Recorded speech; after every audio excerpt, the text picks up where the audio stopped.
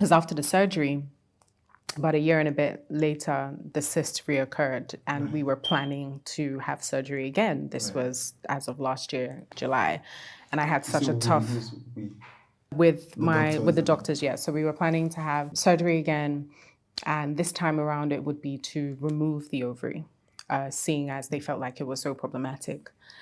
And I remember my aunt; she was just like, "Man, don't do it. You know, the moment you remove it, like a lot of things are just gonna go all over the place. Like, don't do it." And I felt really overwhelmed because I felt like this is the only choice that I have. Has she had experience with it? So she had had a hysterectomy. I know what I felt back then. You know, let's just continue to trust God to do what He's gonna do. Sorry to ask another question, just for people who are trying to understand.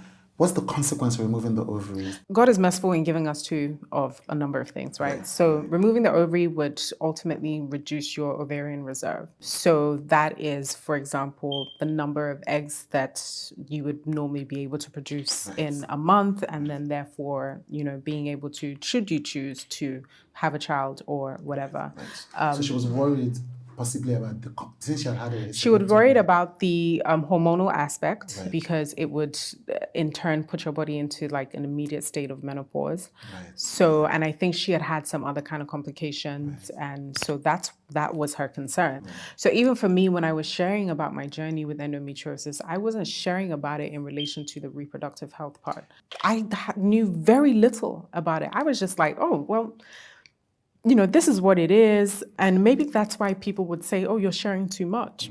I was testing every month, doing scans, and, you know, these cysts were still there. Right, so after she asked you not to take this option, you were confused, but you kind of delayed the decision. I didn't. Surgery was scheduled for July 1st. Okay, I thought that's what you were explaining when you say you were still doing it. Between January and July, like tests were still happening every month. That's the process, just to keep an eye and, you know, plan for when we do go in for the procedure. So about a week or 2 weeks later, my aunt had passed. Not the aunt who told me to hold off on surgery, but she was actually the woman who raised me. I call her mom. I'm sorry. So I never know what to say to that, whether you say thank you or it's so weird. But I appreciate it. On the day of the funeral, I had a scan. So I was made up in my ashrapi and everything.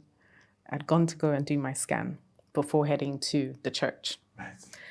And the doctor says to me, oh, yeah, so, you know, everything is okay. I can see, he says something like, something about reabsorbed. So I was like, oh, okay, well, what's the size of the cyst now?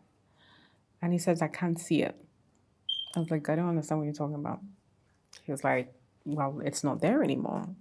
This was the right-hand side. So I was like, okay. I took that as a sign. And so I called off the surgeon. I was like, well, if he has done it on the right, let him finish the work on the left-hand side.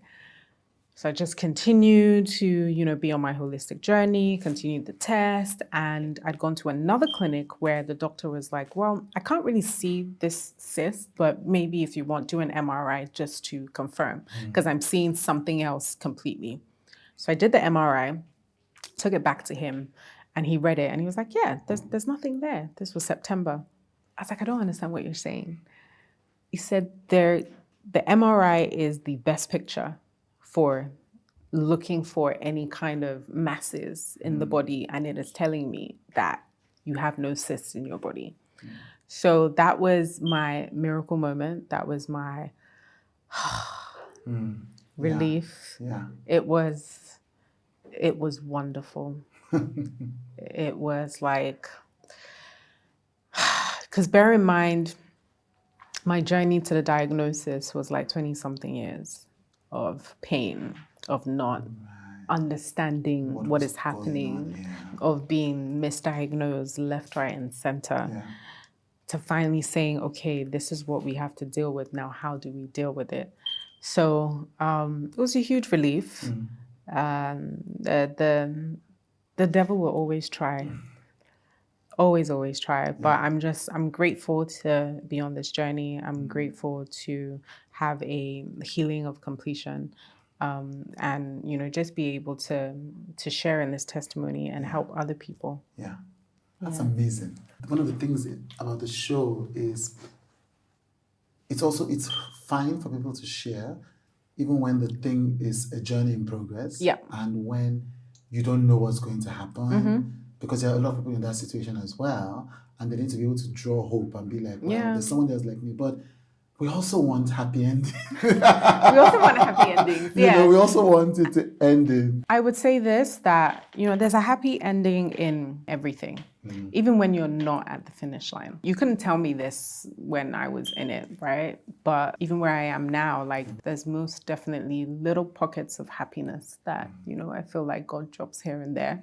The journey is, you know, continuous, you know, even with the work that I want to be able to do and the stories I want to be able to tell with this and how I want to help people.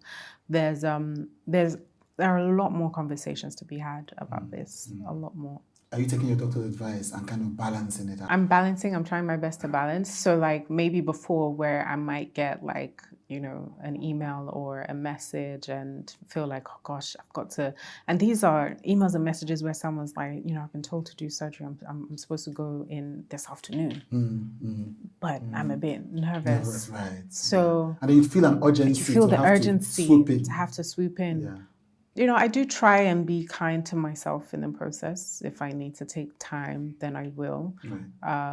I do have plans to create some form of a network whereby there is a place where this information is available, where these resources are, these professionals are. There's a community and a family, because ultimately this happened because I spoke.